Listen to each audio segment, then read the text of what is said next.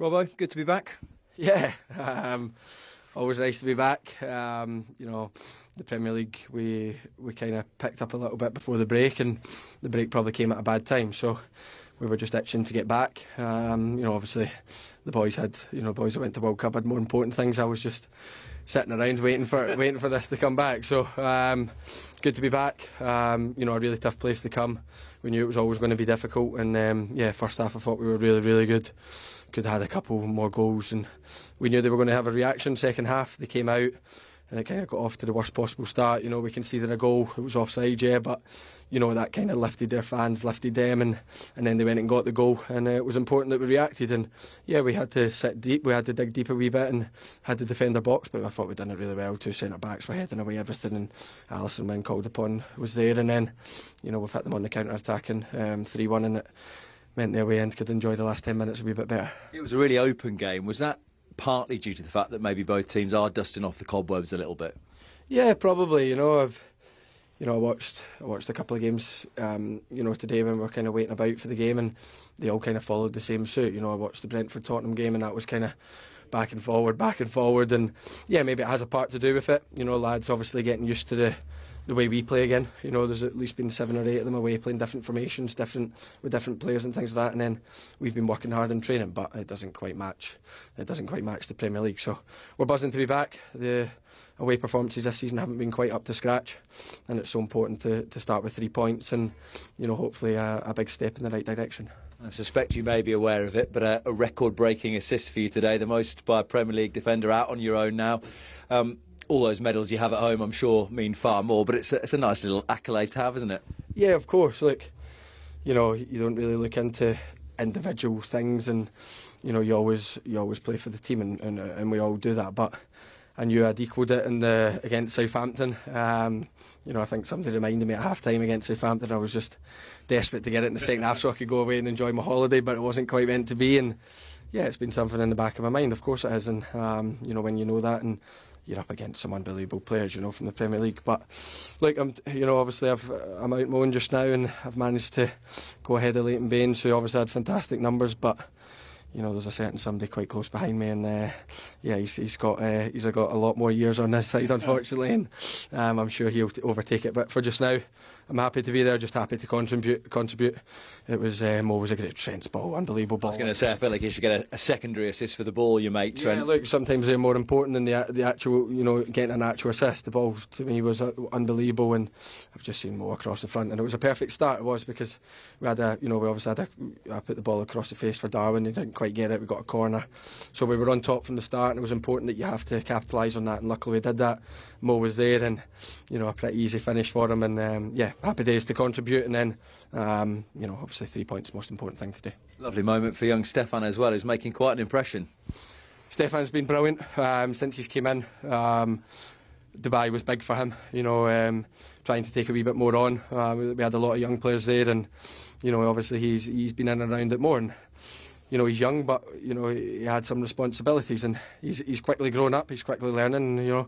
A couple of things we had to speak to him about. Timekeeping isn't his best thing, but he's adapting to it. But on the pitch, he's a fantastic player, and he's got a lot of he's got a huge future ahead of him. Lots of potential, and he was unbelievable today. When he came on, he broke up the play. That's what he's probably well known for. Not quite his goal scoring, but it was a massive goal for us. So happy for him. And young Ben, I've got a soft spot for young Ben, and for obvious reasons, and when he came on I was just buzzing for him. Such a young age, been unbelievable since he's came into the squad. No fear, trying to dribble past all of us, keeping us young and keeping us fresh, and I think you've seen that today, and fair play to all the young lads. They all step up. We've got some brilliant ones round about us, and it's important we try and help them, and they're the future, and I think they both showed our future's pretty bright. A pretty underwhelming start to this new Premier League season. Well, not so new now, of course, but they've shown clearly signs of progression in recent weeks. So that's 6 of the 10 games played so far this match week. Interestingly, as you can see there, no home wins as yet, just the 1 draw and 5 home defeats that followed what happened at Brentford earlier today.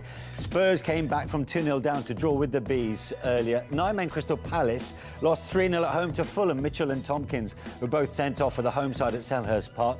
Rayan Ait-Nouri scored a 95th minute winner for Wolves at fellow strugglers Everton. It's 6 wins in a row for Newcastle. They beat Leicester Leicester by 3-0. Brighton also hit 3 in their win at Southampton, with Liverpool just beating Villa moments ago. Still to come, Premier League leaders Arsenal take on West Ham, with 3 more games to come over the next 2 days. It's Chelsea, Bournemouth and Manchester City against Nottingham Forest on Tuesday, and then Leeds against Manchester City on Wednesday.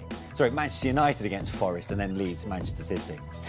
So Arsenal have the chance to go 7 points clear at the top with a win in our late game. They're 4 ahead of Newcastle, who are now second on 33 points. And Manchester City third on 32. They've played 2 more than the Gunners. Tottenham fourth, 4 points ahead of Manchester United, who've only played 14. Liverpool up to 6th after today's win. They're 5 points off the top 4. Southampton are now bottom after defeat today. They're there on 12 points. Forest yet to play this match week. They're on 13, level on points with Wolves. Everton, along with West Ham, just a point above the bottom 3, and they're followed by Leeds, Bournemouth, Leicester, Villa and Palace. As a result, and take that into account, Michael, that is a big win, and a timely one at that. Yeah, they absolutely needed this win. Already you're looking at the league thinking they're not going to claw back Arsenal, Manchester City above them, but top 4 is still realistic, and it was a big win against a good team, against a team that have got a new manager, they've got 6 points out of 6 in 2 tough games themselves. So it was a big game for them today, and I thought they performed well, especially attacking. Yeah, they were 2-0 up at the break, Ian. And you were both talking about, I suppose, the pros and cons of Ollie Watkins maybe not being the natural goal scorer. Yeah. Almost sans law, really, that he came up with a goal to reduce the arrears to 2-1. Law of averages for me. You know what I mean? With all due respect to him, I think this is one of the best crosses you've seen all day. This is a fantastic cross from Luis Diaz. And all you got to do is just head that back where it's coming from. And I'm not trying to take anything away from him. It's still a difficult header for him because you've got to get it back there. But that cross makes that goal because it's made his mind up. There's only one place you go. Goalkeeper's going that side, watch the keeper, so you put it the other side, bam, you score. So the thing is, it's the other chances. Those are the ones you have to take. That's the bread and butter goal. That's the ones you have to take. The ones what he missed before are the ones you have to take as well. You have to take those chances to put teams like Liverpool under pressure because you can see that Liverpool are still leaky. But they got it done today. Yeah. He will have been relieved to see that one go in, as you said, considering the chances he had. And a moment to remember for Liverpool's 3rd goal scorer today, 18-year-old Stefan Bajcetic, 1 minute and 58 seconds. Having come off the bench, we'll treasure this moment for a while. He will. This is the thing with Darwin Núñez as well. The first touch and, running full pelt with a touch like that. I mean, he does so many great things in the game and then so many things that you scratch your head at. But let's focus on Bajcetic. As you say, a teenager coming on, scoring so soon. That's a lovely little touch. Loads of composure there. But just bounces it over the goalkeeper's legs, and it's a brilliant start. I mean, Liverpool started with quite an old team, but they finished with 3 teenagers on the pitch, which is obviously a positive for the future as well. Absolutely. And at 18 years of age and 65 days, he's the 3rd youngest player to score a Premier League goal for Liverpool, behind Raheem Sterling and a certain Michael Owen. I don't know what it is about today, but you're almost being threatened on all levels right now. I've got nothing left, no records left. I'm getting taken off me left, right, and centre. Yeah, but you've been in that position, and what will that do for his confidence? Oh, it's great to do something early on in your career. As soon as you get put to the test, as soon as you make your debut or something like that, to actually come through with flying colours. It's great because you're just all those years and years and years trying to become a professional footballer, and all of a sudden, it doesn't matter how confident you are, the real thing, playing against the real grown men, and all of a sudden, you do it, you score, you play well, and straight away you just feel like you belong, feel part of it. So he'll be absolutely relieved that he's got his career off to a great start at Liverpool. Well, there are a few Liverpool players on the pitch today who went straight from the World Cup into the first Premier League game of the restart season. So let's hear now from one of them, Virgil van Dijk. Virgil, well played. It was a terrific game, lots of chances. How would you analyse the performance? Good. Obviously, I think there was a period in the second half where we were under pressure, but was a little bit expected, of course, as well. So you have to deal with it, and obviously it's a very tough place to come. They worked a lot on their tactics, I think, over the last 4 to 5 weeks. So it was difficult to know what to expect really with obviously the new coach and stuff. But I think we dealt with it pretty well. good win, good start to hopefully a better 6 months or something like this, 5 months. So good start, and now time to recover. So he's clearly relieved that they picked up all 3 points, but there is that footnote, as he's a member of that key defence for Liverpool, that they did concede so many chances. And is that the footnote that Jurgen Klopp will be wanting to remind his players today?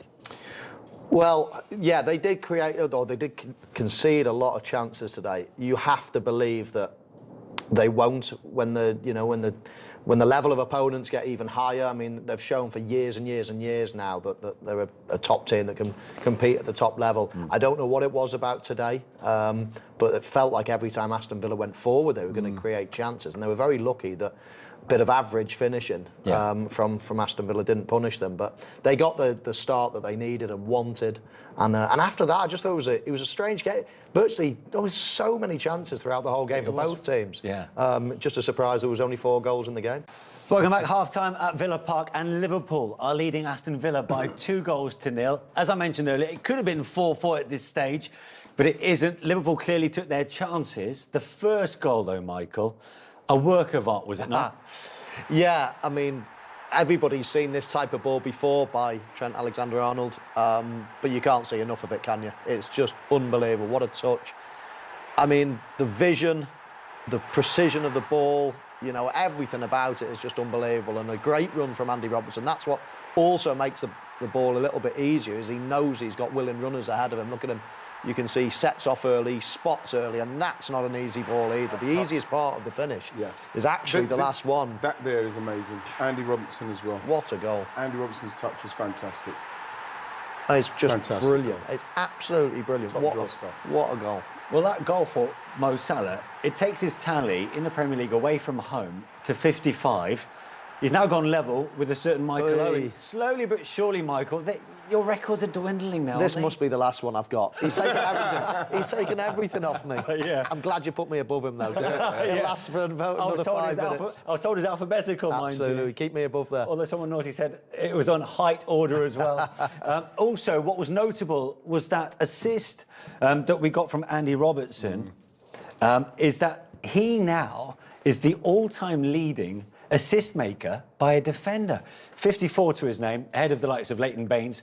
Fellow teammate Trent Alexander-Arnold actually is lagging behind by some 9 goals. I mean, it only feels like he's only been at Liverpool for a few seasons, but he's already there. Well, the way Liverpool play, the full-backs and the quality of them, they are, you know, attacking pieces in the jigsaw. I mean, they've always had a functional midfield, and that allows them to attack from wide as well. So, I mean, one, they're amazing players, both of them, but two, that's the way they play as well. As players have learned what they're doing. Remember when he first got there, he was behind Moreno, and he had to wait a while to get in there. Once he got in, we're starting to see when that £8 million looked like nothing now. From what he's Hull done. City. Yeah.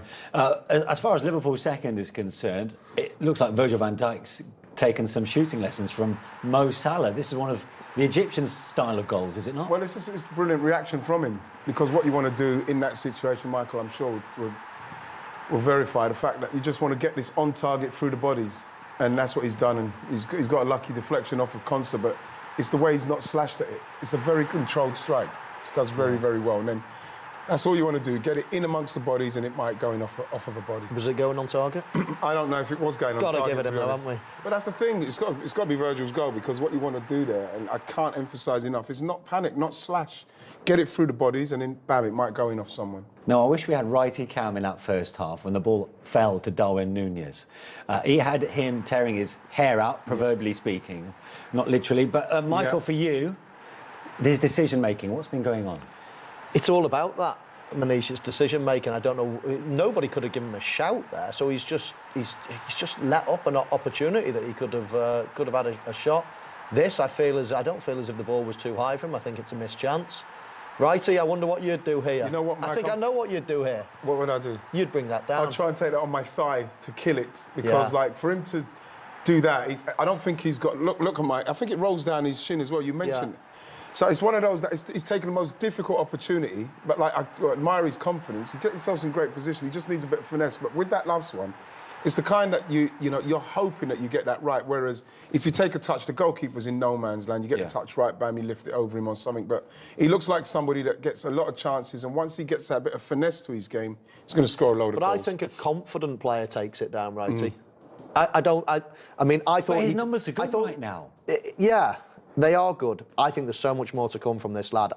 I can't believe how raw he is. When I watched him in the Champions League last year, I thought he was a brilliant player. But when I watch him every week for Liverpool now, I think he is so raw. If the coaches at Liverpool can work their magic, this could be an unbelievable player. But I can't believe how many bad mistakes. I watch him, and you tear your hair out watching him, but he's so good, or potentially so good. Away to Aston Villa. As things stand, they're moving up into the top 6 to within 5 points of the top 4.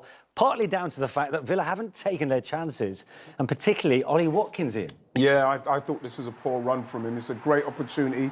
He's right between the defenders where you need to be. Matip's worried about him because he knows he can make the run off of him, and he's made a straight run. It's like, it's the margins you can't do that, because that should be a goal, because he needs to be, the margins are so tight, you've got to make better runs than that for me, and that's poor. This is why, for me, in this game, I'm starting Danny Ings, because I think Danny Ings scores that chance there.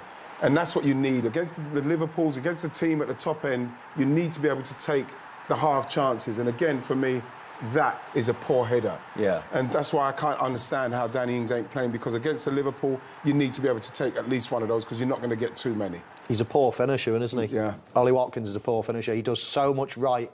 I love watching him play. He runs well. He's fast. He's strong. Everything about him is good.